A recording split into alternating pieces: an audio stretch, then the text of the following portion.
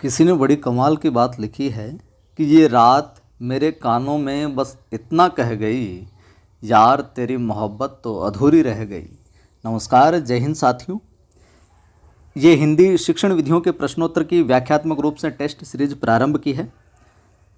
कल एक सीरीज डाल दी थी, नहीं देखी है तो आप चैनल पर जाकर देख लीजिए। वीडियो को लाइक कर दें, आप शेयर कर दें और पहली बार देख रहे हैं तो सब्सक्राइब कर लेना। प्रारंभ करते हैं। प्रश्नों के साथ साथ में प्रश्नों से जुड़ी हुई जो जितनी भी व्याख्या होती है उससे रिलेटेड जो भी और फैक्ट हैं वो भी आपको बताए जाते हैं, तो जुड़े रहें और जोड़ते रहें। अपना टेलीग्राम चैनल है कवि आदि गणेश हिंदी नाम से, डिस्क्रिप्शन में आपको लिंक भी मिल जाएगा, ज्वाइन कर लीजिएगा उससे भी। प्रारंभ करते हैं। पहला सवाल, नाटक का संबंध किस या किन ज्ञानेंद्रियों से है? मुख से, कान से, कान व आँख से, आँख से। बताइए। तो नाटक का संबंध किन ज्ञानेंद्रियों से है? उत्तर हो जाएगा 3। नाटक का अभिनय हो रहा होता है तो हम देखते भी हैं उसे और उनके संवाद को सुनते भी हैं, ठीक है। तो कान व आँख इन ज्ञानेंद्रियों से। अब नाटक के विषय में आप और जान लीजिए।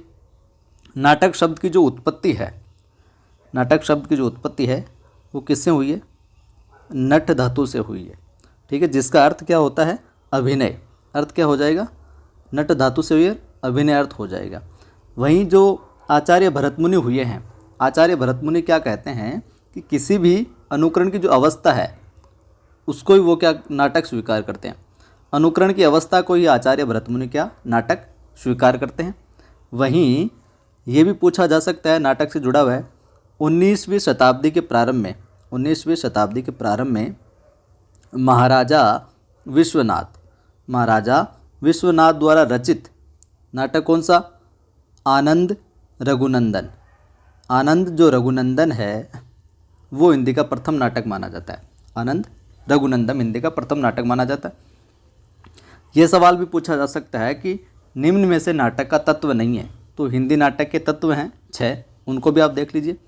पहला कथा वस्तु होता है, दूसरा पात्र अथवा चरित्र चित्रण, तीसरा कथोपकथन होता है अथवा समाज शैली, चौथा देश काल एवं वातावरण, पांचवा अभिनय तथा रंगमंच और छठा उद्देश्य। ये नाटक से जुड़ी हुई महत्वपूर्ण बातें हो गई।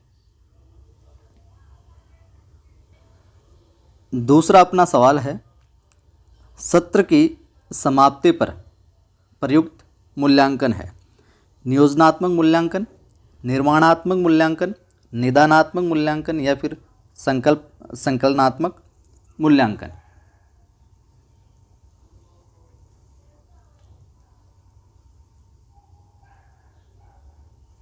तो यहाँ पर क्या उत्तर हो जाएगा अपना? सत्र की समाप्ति पर कौन सा मूल्यांकन है जो प्रयुक्त होता है? उत्तर हो जाएगा 4, संकलनात्मक मूल्यांकन हो जाएगा यहाँ पर। अगला सवाल देखिए आप, ब्लूप्रिंट ढांचा तैयार करने में उपयोगी नहीं है। जो ब्लूप्रिंट ढांचा तैयार करते हैं इसके अंदर उपयोगी क्या नहीं है इन विकल्पों में से? शिक्षक निर्मित सामग्री, शिक्षण के उद्देश्य, पाठ्यवस्तु के प्रकरण, प्रश्नों के प्रकार।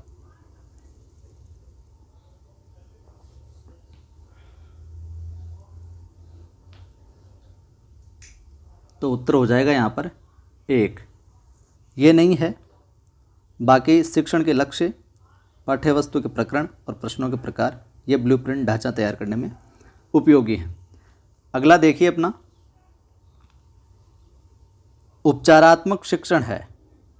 उपचारात्मक शिक्षण है सीखने संबंधी कठिनाइयों का ज्ञान प्राप्त करना, अध्यापन संबंधी कठिनाइयों को दूर करते हुए शिक्षण किया जाना, बालकों की वर्तनी संबंधी कठिनाइयों का पता लगाना या फिर शिक्षक की विषय संबंधी कठिनाइयों का पता लगाना।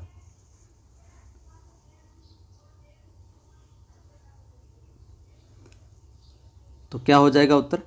2। उपचारात्मक शिक्षण क्या है? अध्यापन संबंधी कठिनाइयों को दूर करते हुए शिक्षण है जो किया जाना।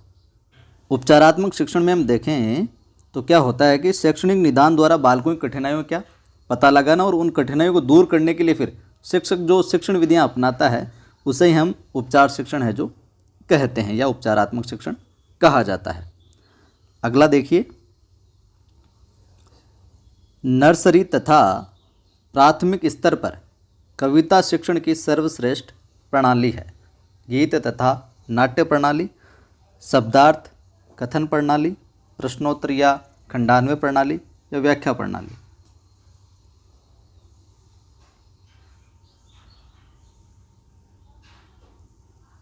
तो क्या हो जाएगा, नर्सरी तथा प्राथमिक स्तर पर कविता शिक्षण की सर्वश्रेष्ठ प्रणाली कौन सी है? उत्तर हो जाएगा 1 गीत तथा नाट्य प्रणाली। अगला देखिए, छठा है भाषा कौशल है शिक्षण कराना, अधिगम कराना, अनुदेशन करना, दक्षता प्राप्त करना। तो भाषा कौशल क्या हो जाएगा यहाँ पर अपना? उत्तर हो जाएगा 4 दक्षता प्राप्त करना। अगला है प्रोजेक्ट विधि में शिक्षा प्रदान की जाती है, सैद्धांतिक शिक्षा, जीवन उपयोगी शिक्षा, बेसिक या नैतिक शिक्षा।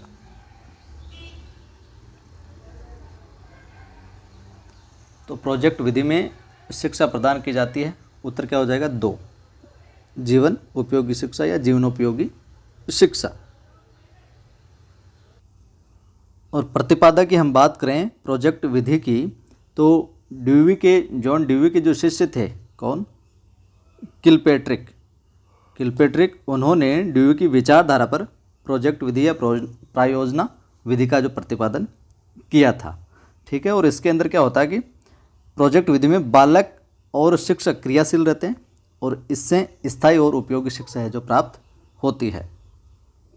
अगला देखिए, प्रस्तावना का मुख्य उद्देश्य है उद्देश्य कथन करना, प्रस्तुतिकरण करना, नवीन ज्ञान ग्रहण करने हेतु तत्पर करना, कोई नहीं। तो आसान सा सवाल है ये, प्रस्तावना कौशल का प्रस्तावना करने का मुख्य उद्देश्य क्या है? 3 नवीन ज्ञान ग्रहण करने हेतु तत्पर करना छात्रों को, बालकों को, यही प्रस्तावना का मुख्य उद्देश्य होता है। अगला सवाल है अपना, मौखिक अभिव्यक्ति का आवश्यक गुण है। मौखिक अभिव्यक्ति का आवश्यक गुण क्या है?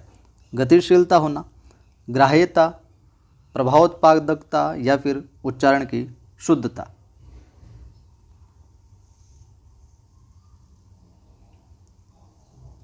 तो उत्तर क्या हो जाएगा? मौखिक अभिव्यक्ति के लिए सबसे जो आवश्यक गुण है वो होना चाहिए 4 नंबर उच्चारण की शुद्धता।